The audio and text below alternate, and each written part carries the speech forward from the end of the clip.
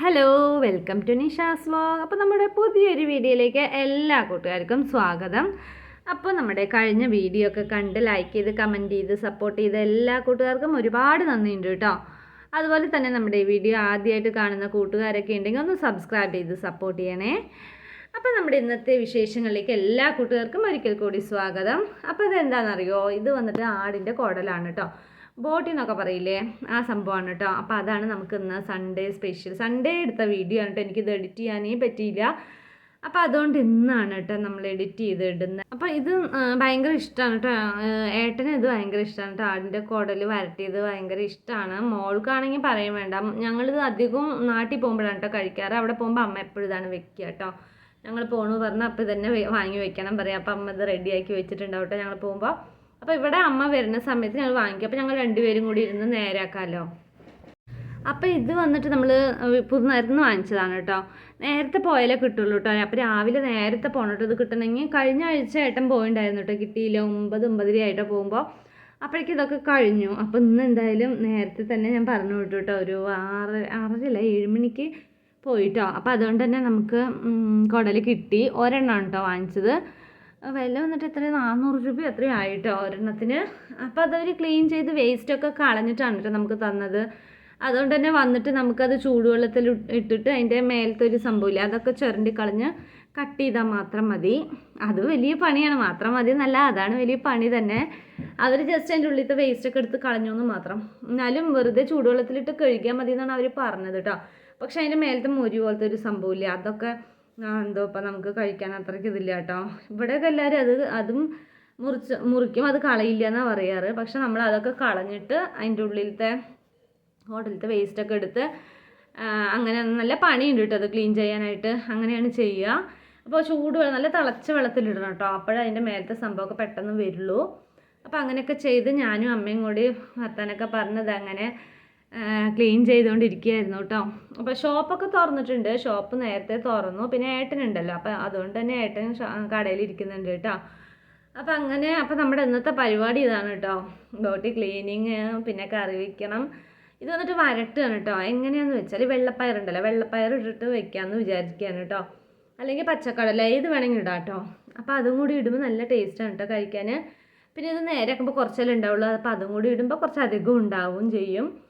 അങ്ങനെ ഇതാണ് കേട്ടോ നമ്മൾ ക്ലീൻ ചെയ്യുന്ന സംഭവങ്ങൾ. കണ്ടില്ലേ, അങ്ങനെയാണ്. അതിൻ്റെ മേലത്തെ സംഭവമൊക്കെ അങ്ങനെ ചുരണ്ടി കളഞ്ഞിട്ട് പിന്നെ അതിനെ ചെറുതായി നുറുക്കണം കേട്ടോ. പിന്നെ കുക്കറിലിട്ട് ഒരു 3 വിസിൽ ഇതാക്കിയാൽ മതി, വേവ് കേട്ടോ. അങ്ങനെയാണ് വെക്കാൻ പോണത്. ഇന്ന് എന്തായാലും അമ്മ വെക്കാമെന്ന് പറഞ്ഞു. അപ്പോൾ അതുകൊണ്ട് തന്നെ എനിക്കിന്ന് വലിയ പണിയൊന്നും ഇല്ല കേട്ടോ. ഇത് ക്ലീൻ ചെയ്യണം, ആ ഒരു പണിയുണ്ട്. പിന്നെ കുക്കിംഗ് അമ്മ ചെയ്യാമെന്ന് പറഞ്ഞു. അങ്ങനെ ഞങ്ങൾ 1 മണിക്കൂർ 1.5 മണിക്കൂറോളം എടുത്തു കേട്ടോ അതൊന്ന് നേരാക്കി എടുക്കാനായിട്ട്. ഭയങ്കര ബുദ്ധിമുട്ടൊക്കെ ഉണ്ട്. കുറേ നേരം ഇങ്ങനെ ഇരിക്കണം, ഇരുന്ന് ഇങ്ങനെ ക്ലീൻ ചെയ്തുകൊണ്ടിരിക്കണം. വേറെ സംഭവങ്ങൾ പോലെ അല്ലല്ലോ, അത് നുറുക്കിയിടാനും എല്ലാത്തിനും നല്ല ബുദ്ധിമുട്ടൊക്കെ ഉണ്ട്. പക്ഷേ ബുദ്ധിമുട്ടിയാൽ എന്താ, നല്ല ടേസ്റ്റായിട്ട് കഴിക്കാമല്ലോ. പിന്നെ ഇത് ശരീരത്തിന് നല്ലതുമാണല്ലോ. അതുകൊണ്ട് തന്നെ നമ്മൾ ഇടയ്ക്കൊക്കെ ഇത് കഴിക്കുന്നത് നല്ലതാണ്. അപ്പോൾ അങ്ങനെ നമ്മളിതാണ് കേട്ടോ ഇന്നത്തെ പരിപാടി എന്ന് വെച്ചാൽ. അപ്പോൾ എന്തായാലും ഇതൊന്ന് ക്ലീൻ ചെയ്തിട്ട് വരാം കേട്ടോ.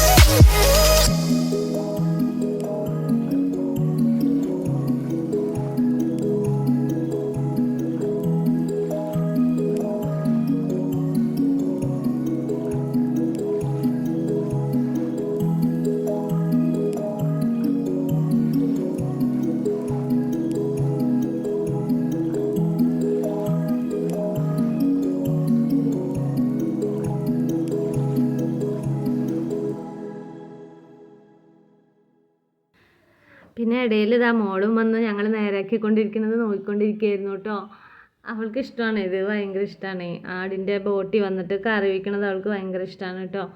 ഇത് ഞങ്ങൾ മോള് നാട്ടിൽ പോകുമ്പോഴാണ് ഇത് കൂടുതൽ കഴിക്കുക കേട്ടോ. അമ്മയൊക്കെ അവിടെ ഞങ്ങൾ പോകണമെന്ന് പറഞ്ഞാൽ ഇതൊക്കെ വാങ്ങി വയ്ക്കും കേട്ടോ. അങ്ങനെ അവൾക്ക് കഴിച്ചിട്ട് ഭയങ്കര ഇഷ്ടമായതാണ് കേട്ടോ. ചെറുപ്പം മുതലേ ഇത് നല്ല ഇഷ്ടമാണ്. ഇതാകുമ്പോൾ ഇല്ല അതൊന്നും ഇല്ലല്ലോ, അപ്പോൾ കുട്ടികൾക്കൊക്കെ കഴിക്കാനായിട്ട് നല്ല ഇതാണ്. എന്താ പറയുക, അവൾക്ക് കഴിക്കാൻ സിമ്പിളായിട്ട് കഴിക്കാമല്ലോ. അങ്ങനെ ചെറുപ്പത്തിലേ ശീലിച്ചുകൊണ്ട് മോൾക്ക് ഭയങ്കര ഇഷ്ടമാണ് കേട്ടോ അത്.